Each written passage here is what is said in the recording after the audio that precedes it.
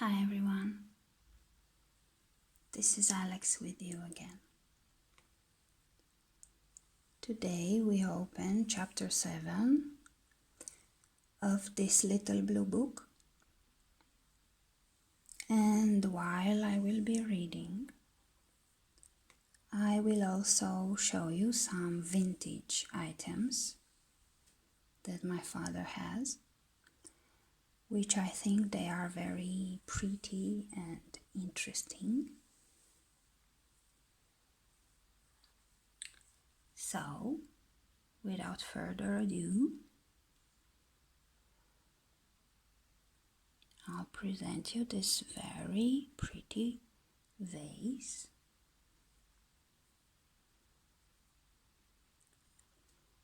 And her partner.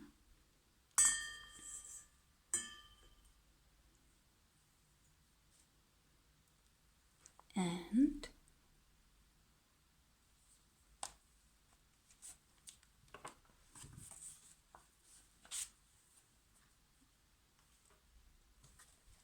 while they are traveling together to Italy, as you can see in the back,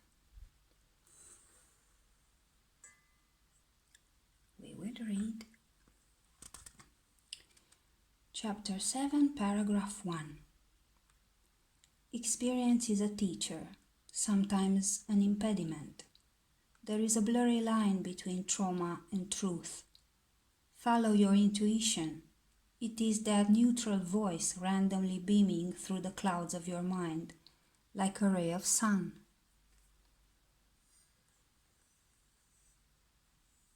They look very nice together. Beautiful. 7.2. I like to leave things that are still usable, but that I don't need anymore, in places where many people pass by daily. I like to let fate decide where those objects will arrive, since I am sure that fate knows best who needs them. Besides, I am fascinated by the fact that there is always someone who needs what you can spare. This makes me grateful and humble in the same time.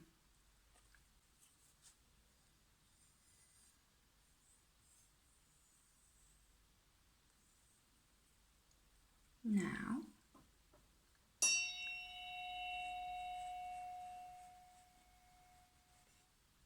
here comes a granny.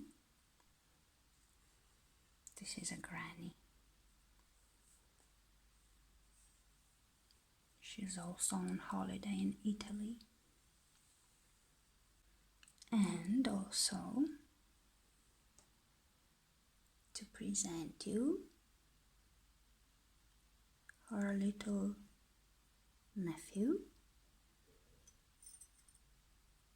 Look at this cute thing.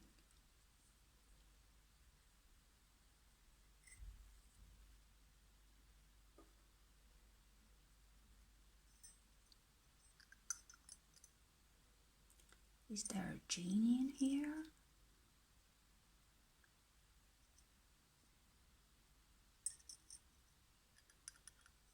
If there is a genie,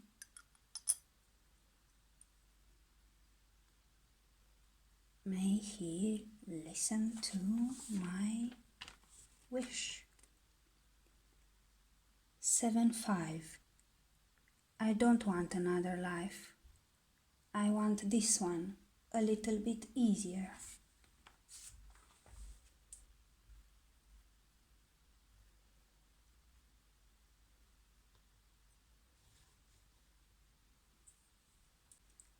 Seven, 6. Atheists, power by life, made by God. Okay, fine, I will call him Source, so you won't get triggered and stick to the point. Living inside the human body made by Source, surrounded by nature made by Source, in a galaxy made by Source, in an universe made by Source, and they say God does not exist. An atheist is a person who does not believe their own definition of God, as a friend of mine has brilliantly put it. Atheists, you are confusing God with religious dogma. Think again.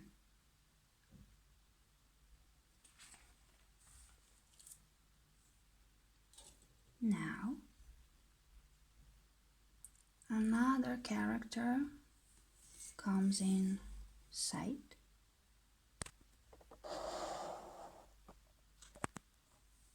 A mother. It's an ashtray really, but in our story,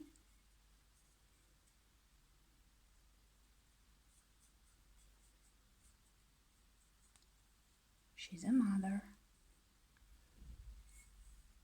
And her little son.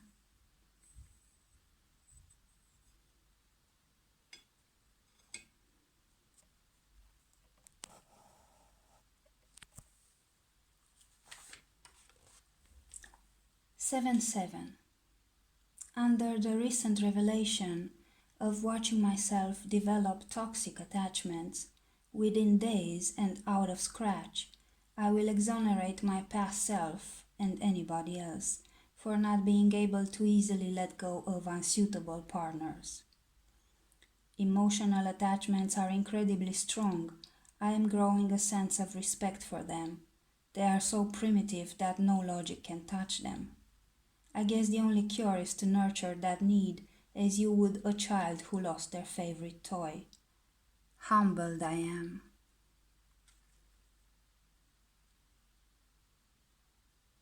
7. Sometimes you miss the feeling, not the person. 9. You are completely alone, and you are never alone are both true.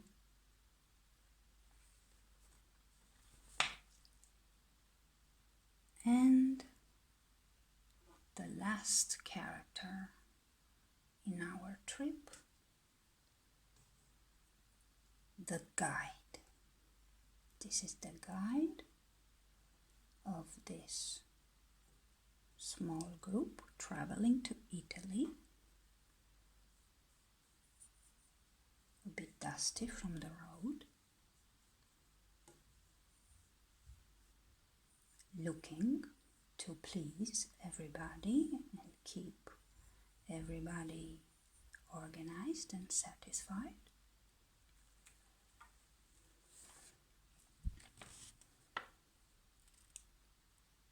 And he says, 7:10. Oh, don't look at my high vibe writings and think that I am enlightened. I do have an ego, as fearful and as arrogant as anybody else's. The safe part being that my ego is under surveillance by an adult, 24/7. 7:11. If you are going to pursue the activities that attract you only when you are in the company of a friend, then you won't achieve many soon. All of us are fairly busy. Pairing that up with lack of shared interests and lack of finances, and see that not many, if any, will follow your proposal to whatever leisure time is in discussion. Dare to embark on the journey alone, because there is always company available on the way. Yes. See, these guys met here and now they are together on a journey.